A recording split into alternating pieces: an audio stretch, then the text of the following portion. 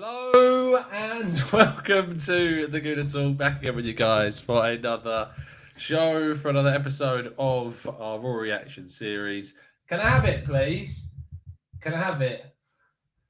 I am live, but I'm desperate to try and avoid this. Thank you. This is such a better hat. Been looking for that. That's why I'm late. Apologies. I was trying to find this hat. I don't know why that's happening, but hopefully that will stop.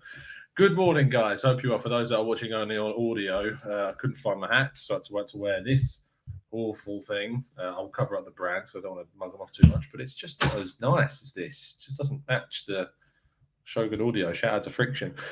Awful. Good morning, guys. Hope you're well.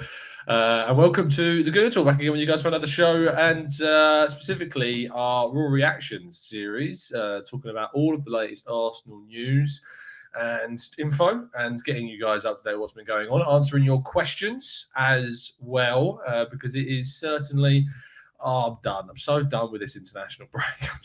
I'm so done with it. It's Thursday. I feel like, and the fact is that Arsenal don't even play until Monday, and it's just I'm so bored with it. Out of 10, how done with you? How done with you? How done with this are you? It's the question I wanted to ask. How done out of 10 are you with the international break? Do let us know, because it's just, I'm so bored of it right now. I'm just so done with it. But thank you for joining us. Good morning to everyone in the chat box. Chris, Robin, Jose, Eamon, Alex. I almost said Eamon there, but it's definitely Eamon. Like Eamon Holmes. Interesting. Dennis, Stephen, Vuk, Colin, Chris, Aya, Mick, Tom, Wilson. We've got Walk in the chat. Ray, Paul, Harvey, thank you so much, guys, for tuning in always. 20 out of 10, says Demish. Amesy, good job in the chat box. Maybe it's your first time, Amesy. In fact, maybe even said something. Yes, made my first early live show. It's good. You're not still dreaming, that's for sure. 100 out of 10 for Joel in terms of the level of done-inness of this international break as well. The things that have happened, we've had hat scenarios. We've had my light breaking, so now you can barely see me because it's so dark in this room, and I can't change anything other than just light up the green screen. That's it. And if I open this window, I get a horrible glare on the green screen. Is it gonna? We'll keep it there for now because it's lighting me up a little bit more, but. Yeah, it's. I need to get some new lighting. So there you go. Mr. PKA says, international break, please stop. Bulldog says, so done with the international football. Can't wait for it to happen again next. Oh, yeah. Why did you remind me? There's another one next month. Oh, then I don't think there's another one until March after that. But it's just so long. I mean, considering the fact that now that my job is literally to write about Arsenal, and for 2 weeks, basically it is 2 weeks for us because Arsenal aren't playing until Monday, to go through this period where you have to produce content around Arsenal and there's no Arsenal on. It's so hard. It's so tough. But anyway, I'm going to stop moaning. We're going to get on with the news and kick off by always saying do subscribe to the channel and the Arsenal Way. We'll have another live show for you guys at 9:30 this morning to find some more content around Arsenal during this dry spell. There will be no morning show tomorrow, no 8 a.m. show tomorrow on this channel. I am at the Football Content Awards this evening. I'll be staying in London, so there won't be an opportunity to do a show in the morning because I'll be travelling back to get back for my 9 a.m. shift. So, yeah, apologies, but there'll be no morning show, but I'll try and squeeze in a show in the afternoon is probably going to be my plan. We'll see how that goes, but we'll try and squeeze something in so you don't miss out on some TGT content, but no show tomorrow morning because I am at the Football Content Awards, and fingers crossed we can bring something home or just I'll be happy with top 3, to be fair. Top 3.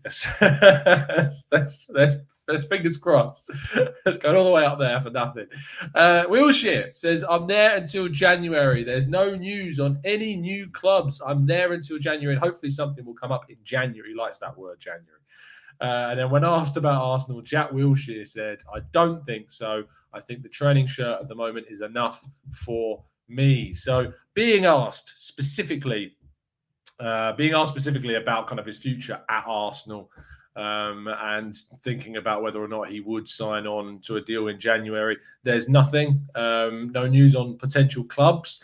The fact that he's training with Arsenal should help him really get into kind of not the good books of clubs, but certainly should help him to get into a situation where clubs are going to be interested. They know that he's training full time. They know that he's going to be fit come January. And so hopefully that will help him get into a new club. But I don't think Arsenal is the right move. I don't think that's the right situation whatsoever for Wilshere. It's just not the level that he should be not aiming at, but it shouldn't be the level that he should be going in after so long really without a club. And in the situation it is, get into like a championship team, Premier League team, maybe a top tier foreign club on the continent somewhere, that sort of level, and push him. But I think going into Arsenal wouldn't be the right thing for him or the club, and I think he has to, push forward and fingers crossed he can find something in January. Looking on to our penultimate, there's not that much going on today in the world of Arsenal. Thomas Frank, the Brentford head coach, was linked with the move to Arsenal, and he's actually directly responded to it. He says, "So I understand that well, but Arsenal and United, wasn't that how it was? I think I read that at some point. It's very nice, but one thing is rumours, and the other is if they really wanted to contact me, then we have to take it from there. I have a contract," although it says contract until 2023. "I'm insanely happy at Brentford. It's a club that means a lot to me and where I have a great times. I enjoy working with our director of football, owners, players, staff, and fans. It's the club who must come to me, but now we must see what the future brings. I know we have a mutual respect and a good relationship with each other on that." Now, forgive me for maybe interpreting this incorrectly, but there is a lot of words there for someone saying that, like, they have all they could say is, "I heard about the interest. They'll have to talk to me. I've got a contract with Brentford, and we'll see what happens in the future." But speaking this in depth about this story, he wants to move. I'm just going to put this out there. That's the feeling that I'm getting. I think he wants this. I think he would jump at the chance to go to Man United or Arsenal without a shadow of a doubt. I think he would take that without any issue whatsoever. He's done some great work at Brentford. I have a couple of issues with the whole, I know it's not his fault, but kind of I don't know how you would integrate into a team where the manager, or not necessarily the head coach, but the manager has to do a lot also with monitoring the youth sides. He hasn't got a youth side to worry about at Brentford. They don't have a youth team. They've scrapped that whole kind of system and focused on recruitment. If you want to learn more about this, we did a book review previously on the channel talking with some heavy experts in kind of that area of the field. And Thomas Frank to Arsenal, I don't think it will happen, but he's certainly a profile that's raising his reputation all the time with the work that he's doing with Brentford, but seems to be very interested should the move come up, that's for sure. And finally, Youssef En-Nesyri, the Moroccan international Sevilla striker, linked with a move to Arsenal, according to the outlet La Raison, or La Raison, La Raison. But the Spanish outlet has reported that Arsenal are supposedly interested in doing a swap deal with Sevilla for En-Nesyri to help lower the price, to help get their man. The interest in this guy is being talked about across multiple outlets now. It still surprises me how quickly this escalated from one story I did like a couple of months ago. But supposedly this interest from Arsenal was guessed absolutely spot on. And they are, in fact, very much pushing for this guy. He is someone that I think I would love to see Arsenal bring in. That's why I wrote the story in the first place all those months ago about possible targets that Arsenal could move for. He's a serial scorer of goals. He's a multi-dimensional forward, meaning that he's good in the air. He's good with the ball at his feet. He's not slow. He's quite quick. And he's just good in possession. And I think he would be at 24, turning 25 soon, would be a really good addition to the Arsenal team. And I really hope that if there is the possibility of a swap deal with Lacazette, that could take place. I think it would suit Sevilla and Lacazette. If En-Nesyri is going to move on, them getting a striker of the quality of Lacazette in to help push them towards their targets this season, I think is a very fair deal. I think we'd have to add certainly some money to it to make it fair. You'd be looking upwards of 20, maybe even 30 million pounds to get that deal done. But I think it's certainly a deal that is worth Arsenal looking at. And En-Nesyri is one of my top three strikers that are realistic, that I would go for this January window if we are in fact looking at a striker. Anyway, that does bring an end to today's news, which means we move on to the final part of the show, which is to get your thoughts, your theories, your queries and questions into the chat box. So if you have any of those, please do throw them into the chat box now, and we'll go through as many of them as we can. Yeah, this lighting scenario has not worked one jot, has it? Let's see if this makes it any better by closing the blind. No, it's the answer. You see, I can actually go into these settings on OBS and increase the brightness, but is that better? Maybe it's a little bit better. But until I get this light sorted, that's the best you've got, I'm afraid. Alex says, what about Clermont Foot's Mo Bayo? Clermont Foot. Let's have a look at this guy, because you're throwing out names, Alex, that I have no idea who they are. Not the biggest watcher of French football, but 5 goals, 2 assists, 8 games, 23 years of age. Looks like a decent player based on raw goal stats, but without having ever watched him, Alex, I cannot say whether or not that would be a good choice for Arsenal. Maybe one that Jeremy Smith, our resident French football expert, can give us more info about. But there you go. Maya says, where do you see us on Boxing Day? I mean, let's have a look at the fixtures up until Boxing Day, shall we, and see where I think Arsenal can kind of... I think I saw Chris Wheatley put out an article about how Arsenal can be in the top 4 by Christmas or something along those lines, so we'll see. We got Crystal Palace. I think we should win that game. I think we should beat Villa, so that's 6 points. Leicester away. Thing is, I'm looking at these games and going, I think we can win these games. The reality is I'm not sure. From Watford, Leicester, and Villa and Palace, I feel like we can get 10 of 12 points. So let's say we get 10 of those 12 points. Liverpool, I think we'll lose. Newcastle, I think we'll win. Man United, I think we'll lose. Everton, I think we probably may end up losing that game, annoyingly. And then Southampton and West Ham at home. Southampton we should beat. So from the following 4 games, you've got Liverpool, Newcastle, Man United, Everton, and Southampton 5 games. I think we can get 6, maybe 7 points. So at the moment, you're looking at 16, 17 points from a possible 25. You're not going to win all the games. Like, it's just, those going, what, 17 points out of 25 doesn't sound good. But you're not going to win all the points. So it's ridiculous to think that Arsenal can. So 17 points from 25. We then have West Ham on December 14th at home. I think we can win that. So 20. Leeds away. I think Leeds are really going to struggle this season. 23 from a possible 30, 31 on December 18th. And Boxing Day, Norwich away. 26 points in total after beating Norwich. And that would leave Arsenal on a Premier League total after 26 points from a possible 34, which to me sounds ridiculous. Let's have a look. Where would that leave us? That would leave us on 36 points. Would 36 points be enough for us to be in the top 4? Well, if you think about doubling that, 72 by the end of the season, I think we could be in. You never know. You could be in and around that top 4 by Christmas, but I very much doubt that it will happen. Bulldog says, hi, Tom. Did you see the Noah Lang news? Now, this Noah Lang story has been continually it's just been festering is a good word. It's been marinating for the last few weeks or so. And we've heard this story. I know that the news went out that apparently Arsenal preparing a £25 million bid.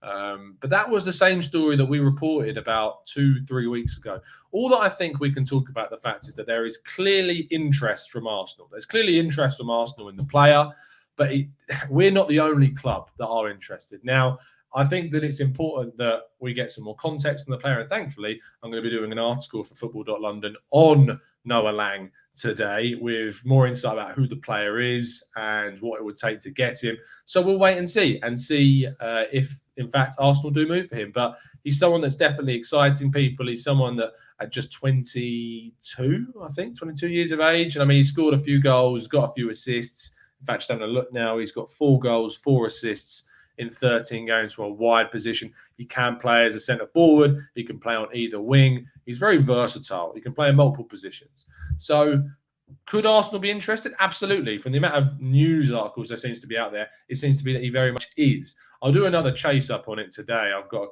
contact that is in Belgium, and I'll see if I can get any news on it. But in fact, why don't we see if he's awake? Let's see if I can send a text now live on air. Let me just find him. Where's our boy? Here he is.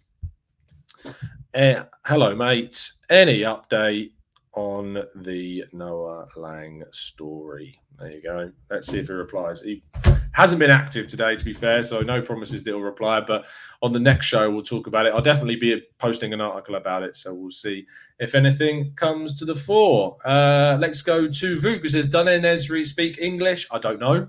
I honestly don't know. So you'd have to find out yourself, I'm afraid. Mogos says, "Is En-Nesyri the type of quality we should aim for? I think we could and should get a better player than him." Who's better? And why do you think that someone on, and who do you think is better, and who is that person that we could get, and why are they better? I think he's a very good striker. I think he's a very, as I said, multi-dimensional. He's got multiple kind of attributes: aerially good, quick, good clinical finisher. He's got every ability that I think we need in a striker. He's not. I don't think he's got a fashionable. I don't think he's very fashionable, and maybe that's why it puts people off. But En-Nesyri is a really, really quality forward. YBN says, "I'm a Malaga fan, and when En-Nesyri was there, he was a level above everyone else and looks like one of the best strikers in La Liga, with Pablo Fornals behind him." I mean, Malaga is, while they have, you have to say, fallen away a bit. I don't even remember En-Nesyri being with Malaga. I mean, I very much became aware of him when he was at Leganés. But he came through at Malaga B, was at Malaga until 2018. Then he joined Leganés in 2018. That's when I became very much aware of him. And then Sevilla signed him as a striker in 2020. He's only been there for a year and a bit, but he's been doing very well since being at Sevilla. So I've been very interested in signing him, that's for sure. Maya says, "Well, my question is about Arteta, and if we are unable to break into the top 8, would that be cause for change of our manager? If we didn't make the top 8 and Arsenal didn't move on from the coach, I would be absolutely shocked. Absolutely shocked." Nimish says, "En-Nesyri's stats look good, but I have never seen him play. I hope he doesn't become a Shamak 2.0. Just because he's Moroccan doesn't mean he's going to be another Shamak." It's very short-sighted, Nimish. I mean, you look at the different players that have played for different countries. Just because they come from the same nation means nothing when comparing them. Adam says, "I don't think En-Nesyri plays with the Moroccan national team, does he? That would mean no, he wouldn't be available for the African Cup of Nations. Did Morocco qualify for the African Cup of Nations? Let me just have a look at the AFCON groups. I'm sure you guys are furiously tweeting now in the chat box. It's not actually something that I thought about. Let me just have a look. Are Morocco in the African Cup of Nations? They are. They're in Group C alongside Thomas Partey's Ghana. So he actually wouldn't be available during that period. So there you go. He wouldn't be available for us during January, but he would be available afterwards. Maybe January will come too soon, but the interest in the player is certainly a player that is interesting. The club. Alex is, how soon is too soon to start worrying about making a European place? I mean, Boxing Day is a good reference point of where you are in the table, I think. So we'll have a look at where we are come Boxing Day. They are, says the King. There you go. They are indeed in the African Cup of Nations. ATT says, "I actually knew him since his time at Malaga. He even scored for Morocco in the 2018 World Cup." I remember him scoring in the 2018 World Cup. Was it him? Was it him who was getting really annoyed at the camera for the game against Spain? I think Morocco played against Spain. Or that might have been Ziyech actually, or Ziyech, I think. But there was something that happened. Was it? I think there was a VAR call or something during that game, and it really annoyed the Moroccan players during the game. I know that Ziyech was not happy whatsoever. But there was a little bit of a controversy, I think, in that game, something to do with VAR, and the Moroccan players were not happy whatsoever. So there you go. Don't mention Shamak for Christ's sake, says Gooner. Yeah, those days are very much gone. Appa says, "Can Wilshere play in any friendly matches for Arsenal?" No, because he's not registered as far as I'm aware. You can just take part in training. He needs to be registered if he's going to play. I think some people were asking if he could play for the under-23s. I don't think he can play in those either. Charity matches. Speaking of which, anyone seen Sami Nasri playing in a charity match yesterday? How things changed, that's for sure. We need 2018 VAR was present in the World Cup. It was in the World Cup. It was definitely present. Yeah, I remember it because if you remember, there was the big whole thing with Ivan Perisic in the final against France about the handball for the penalty. So yeah, there was definitely. ADT says yeah, Spain scored a late equaliser, which was allowed by VAR to make it 2-2. So there you go. I think that was in the group stages, was it not? So. VAR, it wasn't. It was still very much in its infant stage back then. Olu says, I'm a bit sceptical about getting a striker who is not world class from La Liga. We have seen the likes of Soldado, Negredo. I mean, Negredo was actually. I thought Negredo was all right at Manchester City. Let me just have a look. That's a blast from the past. Another Sevilla striker, Alvaro Negredo. For Man City. I mean, 9 goals, 32 games, but he was there when, was it Stefan Jovetic and Aguero were their main 2 strikers, and I think he came off the bench for a lot of his games during those 2 seasons, and he had a few injuries as well. I mean, Spanish strikers that have come to the Premier League and done well, you think if there are quite a few examples of players that haven't necessarily kind of transitioned. Diego Forlan never really transitioned at Manchester United, did he either? But again, I think I don't think you can just look specifically and say just because he's coming from that league doesn't mean it's going to work. I mean, going from one to the other, Luis Suarez scored loads of goals. Liverpool moved to Barcelona, scored loads of goals again because he's a quality striker. Fernando Torres obviously came from La Liga and smashed it at Liverpool and then struggled a bit at Chelsea. I think that was more to do with the figure and just the social impact of that.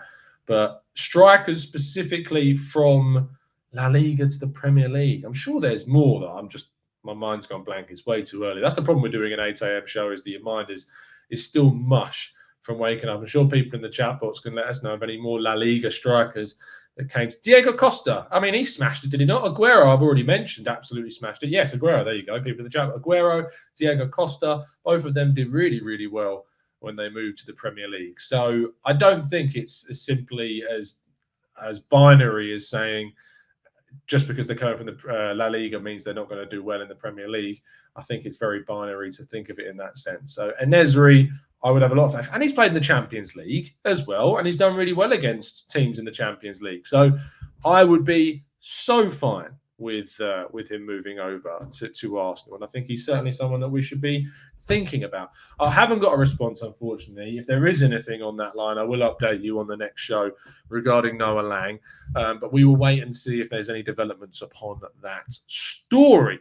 It's been an absolute pleasure to speak to you guys, as always. Really appreciate you tuning in and making this part of your morning routine. As I said, no show tomorrow morning because I'm in London this evening and tomorrow morning at the Football Content Awards.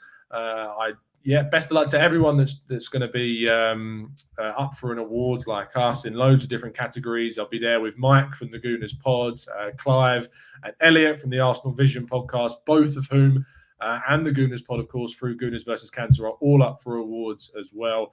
Looking forward to meeting up with those guys. I know Curtis is also up for an award. I'm sure I'm forgetting someone. The Arsenal Realist, I think, is in my category as well for Instagram side of things. So yeah, there's lots going down, lots of awards. Best of luck to everyone that's in it, and I'm looking forward to it. And hopefully, you never know. Thank you to everyone that voted for us and showed us support during the voting period. I know there was loads of you, so thank you so much. It's the first time that we've been nominated, so even just to be nominated is an absolute honour. And I'm already practicing, as Joey Tribbiani would say on Friends, my gracious loser face. Well done.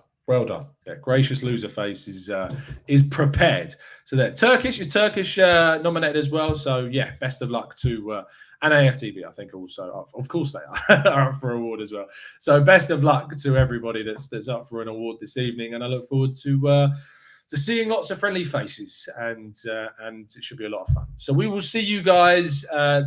We may see you a little bit later on tomorrow in the evening, but there won't be a show at 8 a.m. I'm afraid. But you can join me at 9:30 a.m. today and tomorrow over on the Arsenal Way for all of the Arsenal content that will be coming your way as well. So we'll see you again very soon. It's been an absolute pleasure to speak to you as always, and as always, up the Arsenal.